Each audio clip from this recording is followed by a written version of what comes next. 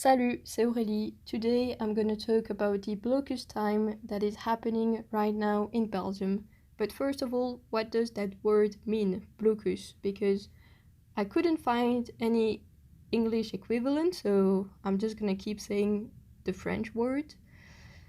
But in Belgium, a blocus, because in France it means another thing, in Belgium a blocus is 2-3 weeks dedicated to your studies, where you just have to study as much as you can. Like that, when the exams arrive, you are ready to smash all of your exams. Everything is in your mind, in your head, and you have all the knowledge ready to be written during the exam. So that 2 or 3 weeks, depending on your university and where you're studying, happens at the end of the semester and before the beginning of the exams. And in Belgium, you have that twice a year because you have exams in January, but also in June. So you have a blocus moment in December during the Christmas holidays, and you have also a blocus period in May. That being said, I hope it was clear. Honestly, I don't know, because as I said, there isn't any English equivalent, so I don't know how to describe that, and I think it's quite a Belgian thing to do. So if you have any question about what I was trying to explain, well, just write a comment and I will try to explain it in another way. But anyway, so I'm just gonna keep using the French word blocus, so yes, try to have the definition in mind. During the blocus time, everybody has got a different rhythm. I'm sure that if you ask every Belgian student, everybody's gonna tell you a different rhythm, a different timetable, schedule where they study. But I would say that there are 2-3 main groups. There are people that love waking up very early in the morning, and like that by, I don't know, 5 p.m. everything is done and they're just gonna watch YouTube videos and Netflix series and that's it. There are other people that would wake up not around 6 but maybe around 8, 9, and they would maybe stop around 8 p.m. And then you have the last group, which I'm a part of, that wake up around 10, 11, midday and study until very late at night. And I'm part of that group because I usually go to bed around 3, 4 a.m. and wake up 7, 8 hours later, because during that time sleep is very important. Always try to sleep at least 7, 8 hours because it helps your brain remember things better if you have a good quality sleep.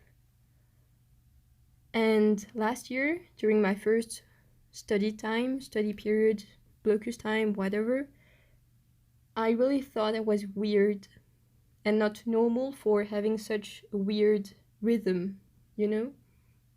Because I quickly started to just study up until 2 a.m. and then 3 a.m. and then 4 a.m. And I would always wake up, well, around 10, 11 a.m. or even midday.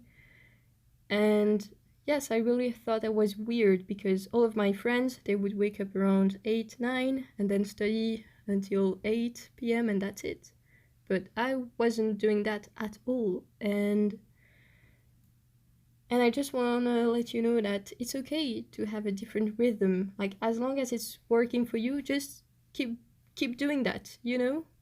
Because if you see that what you're doing at night is productive and it's good, just keep doing that. And yes, most people have a different rhythm than you, but it's not a reason to change yours, you know? Of course, if you see that what you studied the night before, you don't remember anything, or if you had to write an essay and 8 hours later it doesn't make any sense, yes, try to do that during the day or try to have a different rhythm. But if you see that it is working and it does make sense what you wrote or what you studied, just keep doing that, you know? Don't change your rhythm because you're the only one having that rhythm, you know? As long as it's working for you, just keep doing that. And I wish that I could have found a video, podcast, whatever about that topic last year at the same period of time, because I really felt alone, lonely. I don't know exactly the difference between that two words. But yeah, I really felt like I was the only one having such a weird schedule and timetable, and I'm sure I'm not. And if I am, well, that's alright because that's the way my body works. Because I've tried waking up earlier in the morning, but I am not an early bird at all. Like, I've tried waking up at maybe 7, but then I would always, what's the word? I would always snooze the button, and I would always finally wake up around 10, 11 a.m. So in the end, it wasn't working for me, and it never has been because I've always been the kind of person that loves being being awake very late at night and then waking up very late. Like, I've always loved the mood that there is during the night, especially during summer. I really love the atmosphere. A little bit less during the winter, but I just have to deal with it right now, so it's okay. But yes, I don't know. It's very different, and there is no distraction at night from my point of view because I have to say I'm a bit of an addict with Instagram and YouTube. Like, every time somebody I'm following shares something or publish something, I will always watch it the second it goes out, you know? And most people share that stuff around, I don't know, 5 or 7 p.m. So I would always spend all of my time watching Instagram stories or YouTube videos at that time of the day. So then when it's maybe like 9 p.m., I'm just like, right, so I haven't been productive at all during my day. So I have to be productive now. So let's do it. And then I'll be focused from 9 till 3, 4 a.m. And I guess that maybe if social media did not exist, I would have a different rhythm. Maybe if I was born like 40 years ago, I would do that differently, but I'm not even that sure because I've always been a night owl. Owl? A night owl? Well, I don't know how to say that, but yes, I've always loved staying late at night, staying awake late at night, and waking up late. And I've never been the kind of person that likes waking up early in the morning, so maybe I would have done the exact same if I was born 40 years ago. I don't know. But anyway, just to let you know that if you see that it's working for you, just keep doing that. And you're not weird or anything. No, it's just that you have a different rhythm, and as long as it's working, just keep doing that. You don't care about what other people say, because in the end, I passed all of my exams, and so that means that at least for me it worked.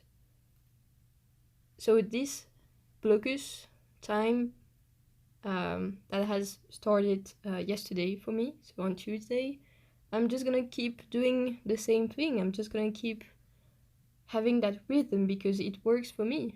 And yes. I don't know if I wanted to say anything more. Wait, let me see. Tac. Yes, 2 more things. So, as I've said, for me during the night, there's no distraction because I've already watched all the YouTube videos or Instagram stories and stuff. So, no distraction. So, that's really what I love. But also, as I'm studying during the night, I have to be careful because I'm living with my parents and my sister. And even though it is my choice to stay awake late, it is not their choice. So, yes, if you live with other people, just try to avoid making noise. I mean, that makes sense, but maybe you need a reminder about that. I don't know, because I know that some people, they can only study speaking loudly about the topic that they are studying. And if you need that technique, that method to study, and you do that around 2 a.m., I don't think that people are gonna be very happy about it. So yes, you have to try to find a good balance about that. But yes, except that, yes, the second thing I wanted to say is that what I try to do is, yes, I do follow my rhythm and I do listen to myself, and I think that's very important to do so. But a few days before my first exam, I'm trying to get back to a more traditional time zone, let's say, because if I still go to sleep around 3 4 a.m. and I have an exam at 9 a.m., that's not gonna be possible. Like, that's not a good night of sleep. That's a big nap, but that's not very a good night of sleep. So what I try to do is, yes, getting to a more traditional rhythm a few days before the exam. And with that being said, I think that's it. Yes. Let me see. I'm gonna check for the second time. That's not very professional, really. That's very bad. Anyway, tac tac tac. Well, tac tac tac. That's it. I've said everything I wanted to say. So I just hope that you're gonna have a good Blokus time, a good study time, and yes, sometimes it takes more than one Blokus session, Blokus period to find the perfect rhythm for you, and that's okay. Just try to find a rhythm that's okay for you, if not perfect, one that is okay. And yes, I hope that you're gonna have a good and productive study session, study time, study moment, whatever it's called. And I hope that you're gonna get the results that you want to for your exams.